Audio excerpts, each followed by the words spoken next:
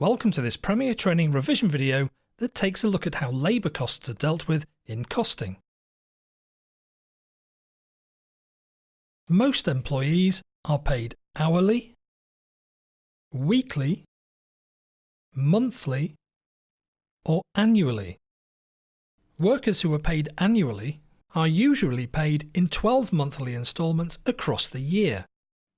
So this would seem like a fixed cost. However, for the purposes of costing, direct labour costs are treated as variable costs.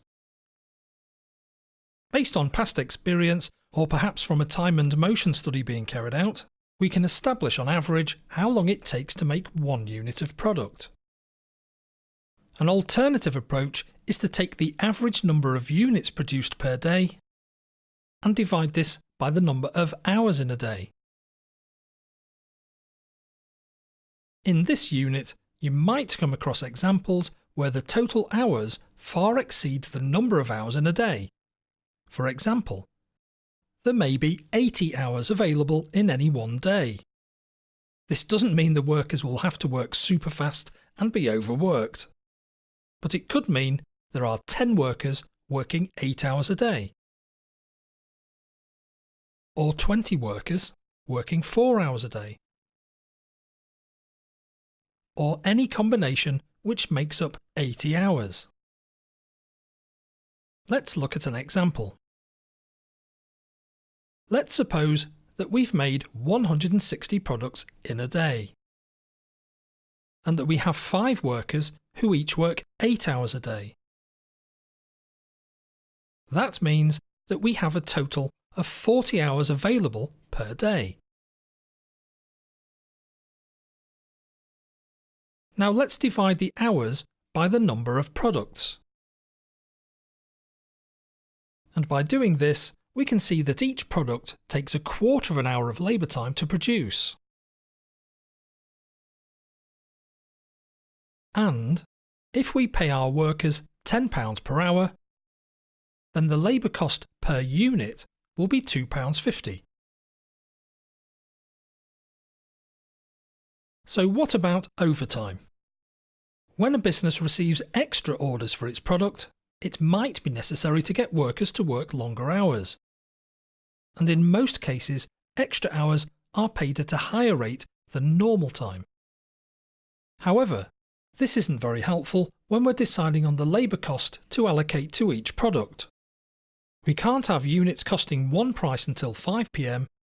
and another cost for those produced after 5 p.m.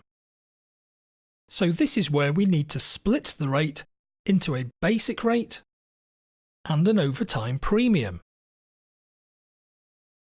Let's look at an example. Let's suppose we pay our workers £10 per hour, and overtime is paid at time and a half. That's £10 times 1.5, which is £15.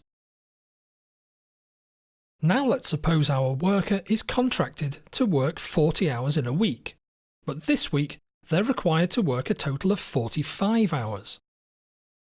The 40 contracted hours will be paid at £10 per hour, and that comes to £400. The overtime hours will also be covered by the basic rate of £10 per hour, so that's a further £50. But the overtime will also include an overtime premium. That's the excess over and above the basic rate. And we can see here that this is £5 per hour. And 5 hours at £5 per hour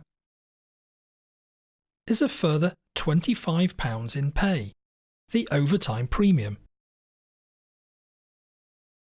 The basic elements of pay are classed as direct costs. That's £400 and £50. And the £25 overtime premium is treated as an indirect cost.